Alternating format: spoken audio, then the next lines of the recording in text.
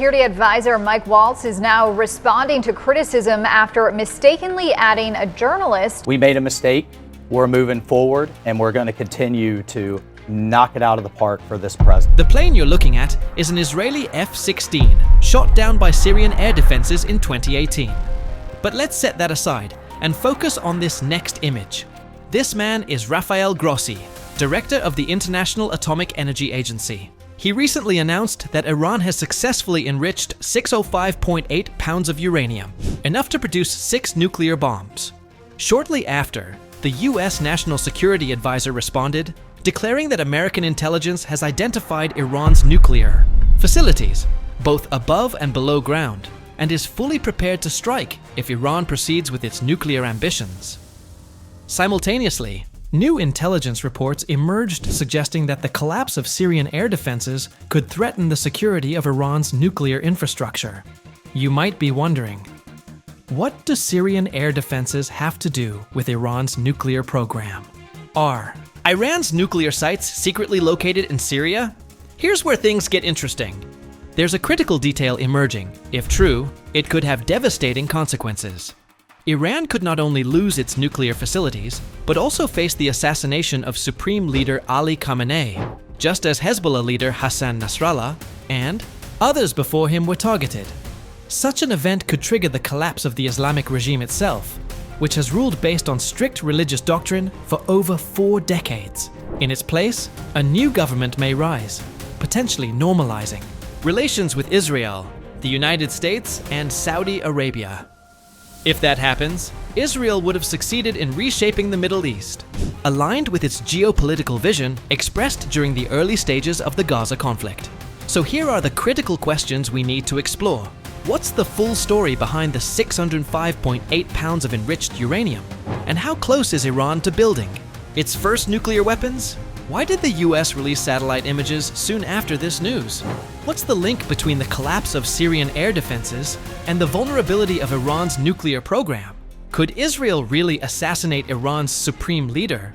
And perhaps the most overlooked question, what's the real story behind the Israeli F-16 shot down by Syrian air defenses, an event that led to the destruction of Syria's military, the collapse of the Assad regime, and the president's eventual flight from the country? These are the questions that matter. And now, it's time to uncover the answers. On February 10th, 2018, an Israeli F-16 fighter jet was shot down by Syrian air defenses while striking targets in Syrian territory. The plane crashed over the Israeli-controlled Golan Heights, allowing the pilots to eject and survive, avoiding a crisis had it been captured. But here's what really matters. The downing of that F-16 changed the entire military strategy of the Israeli army. Why? Because that event proved that Syrian air defenses could no longer be ignored. Up until then, Israel had been penetrating Syrian airspace with relative ease to strike Syrian and Iranian targets. But after losing one of its most advanced jets, Israel could no longer risk such incursions without significantly more complex and cautious military planning. The Israeli Air Force quickly realized it would need to deploy its stealth-capable F-35s to avoid detection and carry out strikes with reduced risk. Why the F-35? Because while Syrian air defenses have demonstrated the ability to shoot down the F-16, they are not equipped to intercept the F-35, which is designed to evade radar detection and operate in highly contested airspace. You might say, okay, so problem-solved Israel uses the F-35 instead. And I would tell you, no, it's not okay. Because the incident with the downed F-16 exposed a far deeper problem for Israel, Syrian territory itself has become a strategic shield for Iran. You may ask, even if Israel is using stealth F-35s? And my answer is yes, even with the F-35s, and here's why. This is a map showing the deployment of Israeli military airfields. The closest cluster of bases to Syrian and Iranian territory includes Kiryat Shmona, Vek, and Ramat David. Now, let's do the math. If Israel were to launch its F-35 fighter jets from these airfields to strike targets inside Iranian territory, the aircraft would have to complete a round trip of approximately 1,865 miles. That's assuming there are no engagements, no evasive maneuvers, and no fuel-draining combat operations, just a clean round trip, 1,865 miles. But here's the problem. The F-35 has an operational range of only 1,350 miles, 500 miles short of the distance needed to fly to Iran and back. This presents Israel with two options. Mid-air refueling is risky and logistically complex, especially when flying through or near hostile airspace. Reduce the flight distance by launching operations from locations closer to Iran. Now, you might say, how can Israel reduce the distance? That's geographically impossible. And to that I say, don't be surprised. What may seem impossible on a map, Israel has already achieved on the battlefield. Let me explain how. With the collapse of the Syrian military and the destruction of its air defense systems, Israel created a strategic corridor through Syrian airspace. Previously, Israeli aircraft had to refuel within Israeli borders because entering Syrian territory meant flying into a wall of surface-to-air missiles and hostile radar systems. Every maneuver to avoid interception would cost time, fuel, and mission capability. But now, with Syria's air defenses dismantled, Israeli F-35s can fly unimpeded through Syrian airspace, cutting down both the distance and risk of interception, while preserving fuel for their mission deeper into Iran. We covered this transformation in detail in our episode, The Silent Takeover, How Global Powers Are Redrawing Syria's Map, where we showed how the Israeli Air Force systematically dismantled Syrian military infrastructure, base by base, all under the silent watch of Abu Muhammad al-Golani. Link in the description. Golani didn't fire a single shot to defend Syria's arsenal, and that arsenal could have been used to defend the Golan Heights, still under Israeli occupation, or prevent the Israeli takeover of Mount Hermon, the highest peak in Syria, which borders Lebanon, Syria, and Palestine. Mount Hermon is a strategic vantage point used to monitor surrounding territory. Its rugged terrain made it a blind spot, ideal for stealth operations. And Israel, it seized that blind spot and turned it into a forward base of dominance. After Israel took advantage of the Syrian army's collapse and dismantled its military infrastructure, it shifted focus toward one objective: the complete elimination of Syrian air defense systems and the Syrian Air Force. Dear viewer, let me surprise you with this. The Israeli aerial bombardment of Syria's air defenses was so intense that seismographs recorded what looked like a 3.0 magnitude earthquake off the coast of Tartus. No tectonic movement. No natural disaster. Just the sheer force of Israeli missile strikes shaking the ground like a real earthquake. Think about that for a moment. The bombs were so powerful that the earth trembled. That's how Israel responded. As if it were avenging the F-16 that the Syrian army had shot down back in 2018, the Israeli Air Force now flies over Syria without fear of being intercepted. In military terms, Syria's airspace has practically become Israeli-controlled airspace. So, what changed? Why is this important? Here's the key point. This airspace dominance allowed Israel to shorten the distance between its air bases and Iranian targets. You might say, I don't get it. How does controlling Syrian airspace reduce the distance to Iran? Let me break it down. Previously, Israeli jets had to refuel within Israeli borders, meaning their fuel began depleting as soon as they left Israel.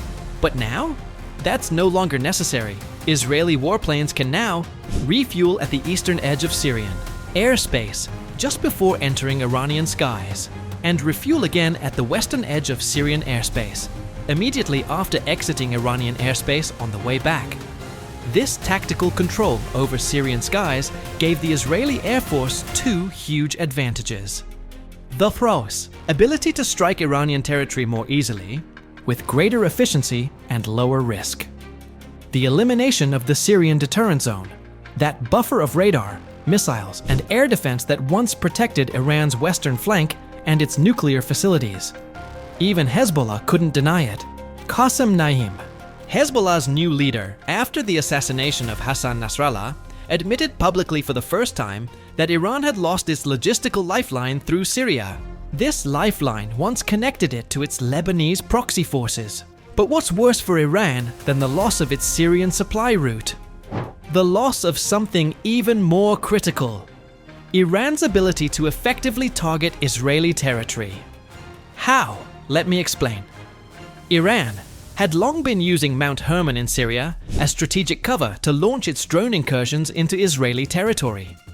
The mountainous terrain allowed Iranian drones to fly low, beneath radar coverage, making it nearly impossible for Israeli systems to detect them until they had already crossed Mount Hermon. But now, Israel controls Mount Hermon itself, and with it, Israeli forces have installed advanced radar systems on its peak. These radars have a clear line of sight across the entire Syrian airspace. They can detect everything: drones, ground movements, military installations, and training camps. Mount Hermon has become Israel's watchtower over Syria. Let's go back to Iran. Israel's military dominance in Syria and Lebanon, following the collapse of Bashar al-Assad's regime and the defeat of Hezbollah, has left Iran completely exposed. Now, with the full political and military support of US President Trump, Israeli Prime Minister Benjamin Netanyahu has a unique opportunity.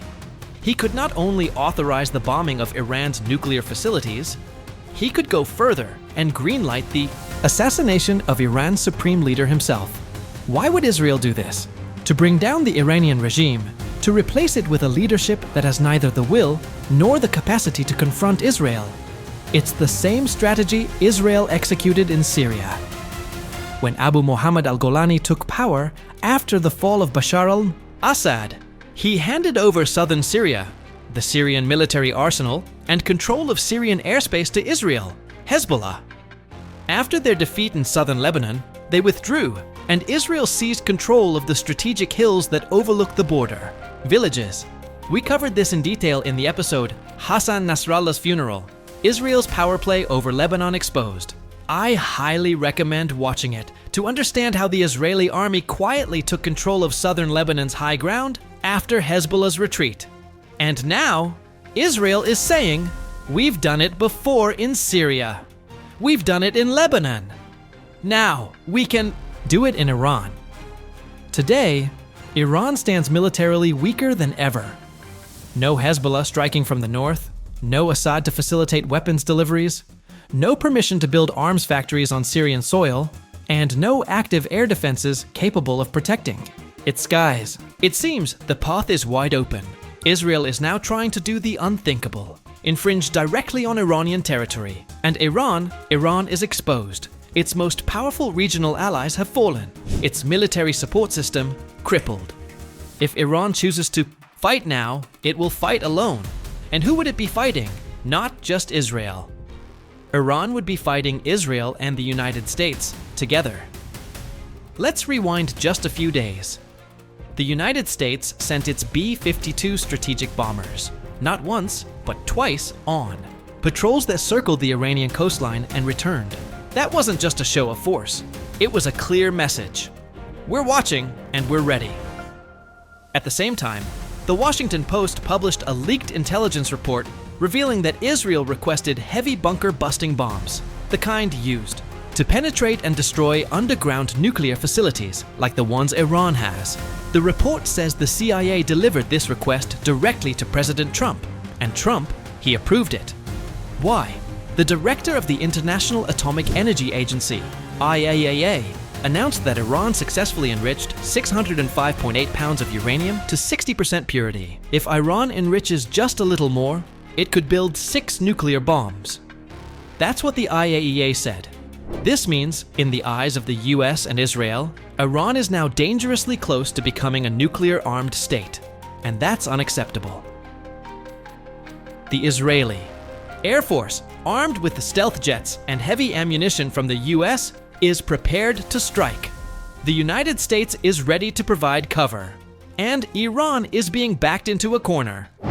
But some of you might be thinking, wait a second, is this real? Or is this another Iraq scenario? You remember what happened in 2003, don't you? The US claimed that Iraq had weapons of mass destruction. It made a whole Hollywood-level narrative about Saddam Hussein being a threat to the world. Then, it invaded, overthrew Saddam, captured him, and controlled the country. And guess what?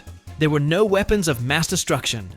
Even high-ranking American military officers later admitted Iraq had nothing. But by then, it was too late. So ask yourself this. Are we watching the Iraq playbook? Being reopened, this time with Iran as the target, is the international narrative about Iran's uranium enrichment a genuine warning? Or is it a carefully constructed pretext to justify what's coming next? All these questions will be answered in the coming days. But what concerns us right now is Iran's position. What does Iran have to say about the IAEA director's alarming statement? Is the US exporting bunker, busting missiles and heavy ammunition to Israel? The Israeli army's occupation of southern Syria and Mount Hermon, the most strategic high ground in the region. What is Iran's official stance? Here's the surprise. The Iranian president responded directly to the Washington Post. And his response? Yes, Israel can strike Iran's nuclear facilities. But even if they do, we will rebuild them. Let that sink in. Iran's response used to be defiant. They claimed Israel and the US couldn't reach their nuclear sites, that they were too fortified, that a strike was impossible. But today, for the first time, Iran's tone has changed. Iran is acknowledging the possibility of an Israeli or American strike, and not just acknowledging it, but preparing the public for it. This is extremely dangerous, because it means one of two options. Option 1. The Iranian president is preparing to comply, to follow US demands, freeze uranium enrichment, and abandon, at least temporarily, the dream of the bomb. Option 2. He knows a strike is coming, and he's trying to reassure the Iranian public that even if their nuclear sites are hit, Iran will rebuild. He added, they can hit the reactors, but can't hit the mines. They can't destroy the engineers. We will build once, twice, 3 times, until we achieve our dream of the nuclear bomb. So what have we learned? For the first time, Iran officially admits that a strike on its nuclear facilities is not only possible, but likely, and that admission reveals something even deeper. Iran knows the countdown has begun. The window for diplomacy is closing. The possibility of war is rising. This wouldn't be the first time Israel has pulled it off. Israel has already penetrated Iranian airspace before, during the Gaza war, launching deep strikes that shocked Tehran. They've done it before. They can do it again. Which brings us to the final point. This is the best time for Israel to strike Iran and destroy its nuclear program permanently. Unless Iran agrees to return to the negotiation table. Whether it's by an Israeli airstrike or a signed agreement, the Iranian nuclear program will be frozen. So, here's the critical question. Is there any chance Syria could recover, unite, and pose a real threat? To Israel again, maybe even distract it from striking Iran? Let's take a look. The latest development out of Syria is that Abu Muhammad al-Golani, the current de facto ruler, held a national dialogue conference. He called for the withdrawal of the Israeli army from Syrian territory. He publicly attacked Israel and appealed to the international community to step in. You might say, okay, that sounds like Syria is finally uniting against Israeli occupation. But here's the truth. That unity is a mirage. The first party to reject Golani's national dialogue was none other than the Syrian Democratic Forces, SDF, the Kurdish-led forces that control northern and eastern Syria. Why did they reject it? Because Golani didn't even invite them. His regime said, the dialogue is for the community. As a military wing, the SDF has no place in it. No place? The SDF controls 1/3 of Syria. They run their own administration. And Golani wants to pretend they don't exist. That's not national dialogue. That's national denial. So the reality is this. Syria remains divided. One part is under Golani control, one under SDF control, and the other part under Assad loyalists and Turkish influence. No unity. No coordination. No threat to Israel. And it's not just Syria. In Lebanon, Hezbollah is now in conflict with the new Lebanese president, who just issued a decree stating that only the Lebanese army has the right to bear arms. Translation: Hezbollah is now technically illegal in Lebanon. If they show up armed in the street, the Lebanese army has orders to confront them. Add to that the fractured Palestinian factions in Gaza and the West Bank, and you see a clear picture. Syria is too divided. Lebanon is cracking from within. Hamas is distracted by internal chaos. And Israel alone is moving with a clear, focused plan to occupy southern Syria, to tighten its grip on southern Lebanon, to devastate Gaza, and most importantly, to prepare for a decisive strike on Iran's nuclear program. The only thing Israel hasn't managed yet is to destabilize Egypt and Jordan. But make no mistakes, the strategy is working, and the disunity in the region, that's Israel's greatest weapon. So, what do we take away from all this? Conclusion. 1. Iran stands at a crossroads. It's on the verge of losing its nuclear program, either by force through an Israeli airstrike or diplomacy by signing a nuclear agreement with the United States. And let me be direct with you. If Iran wants to preserve any part of its nuclear ambition, it should freeze the program now, sign the deal, and wait. Wait for a new American president who might change the rules of the game. Because right now, in this moment, Israel has the upper hand. It controls southern Syria, southern Lebanon, and the airspace above both. And it's not just talking. It's threatening to take the next step and strike Iran's nuclear facilities. So, here's the question, and I leave it to you, the sharp minds watching this episode. Will Israel launch a military strike on Iran's nuclear sites? Or will Iran blink first and sign the deal, freezing its program for now and hoping to restart it later? Let me know what you think in the comments. If you found this episode insightful, make sure to subscribe and turn on notifications so you don't miss our next deep dive. Until then, stay informed, stay sharp. This is Geopolitics Deep Dive.